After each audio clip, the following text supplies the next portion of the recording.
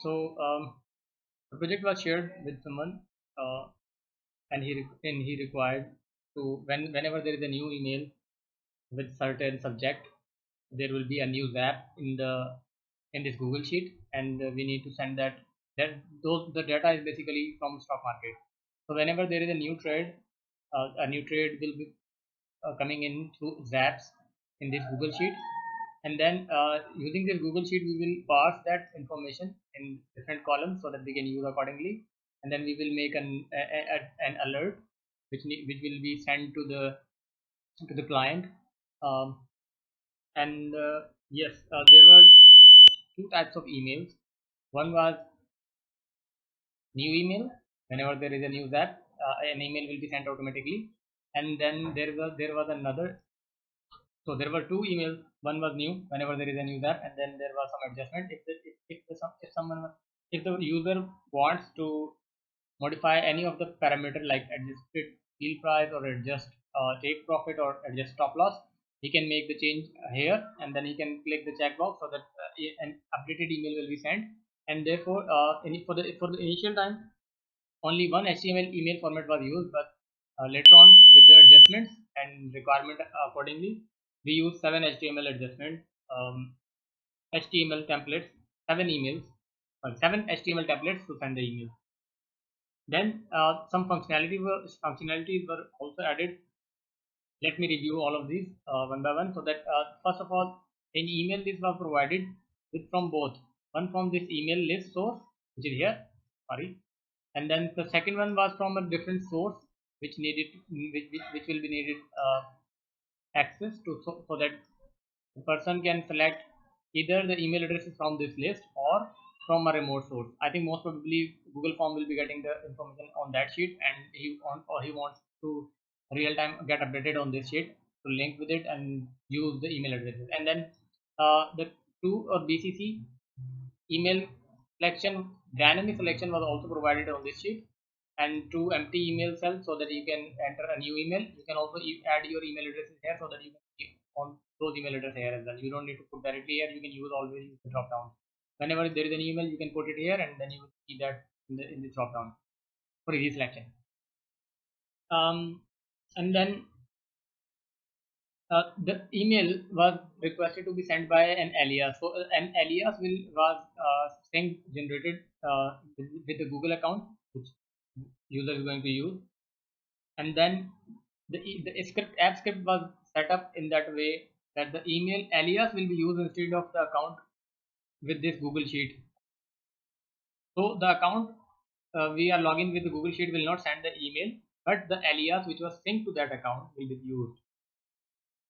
So this functionality was added, and then the user wants to send a random selection of the trade list. So uh, this was also accommodated in the Google App Script, so that it will each email will select a random trader from this list um, for the functional requirements.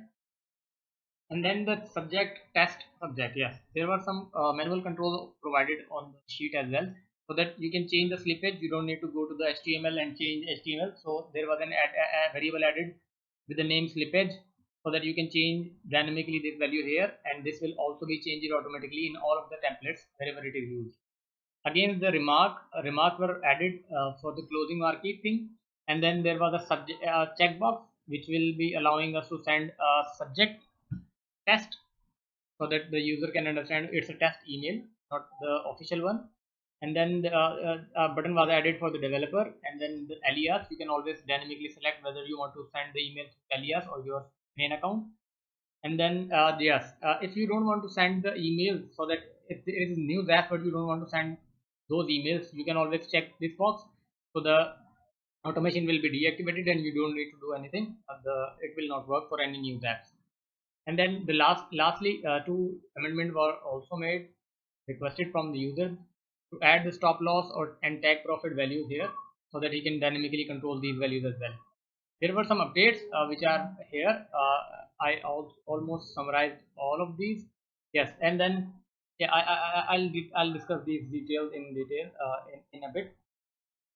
So yes, we have some modification in HTML emails as well to accommodate the different changes. Like initially we have only one template for the new email, then we use the same template for the adjustment of take profit, profit loss, and stop loss. But then user requested to highlight particular area of the email, so he generated few HTML templates, and we used all of those accordingly, like one for each, and then combination for take profit and stop loss, take profit and adjust fill price, all of three together.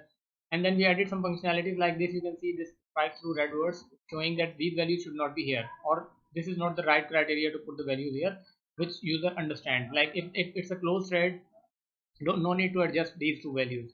Similarly, if a checkbox is on but there is no value in any of the adjustments columns, then the cell should turn red automatically. This was also added just like this one. So if the deactivation will be clicked on, the cell will turn red. Google Sheet is a bit slow for the timing, I don't know why. Okay, and then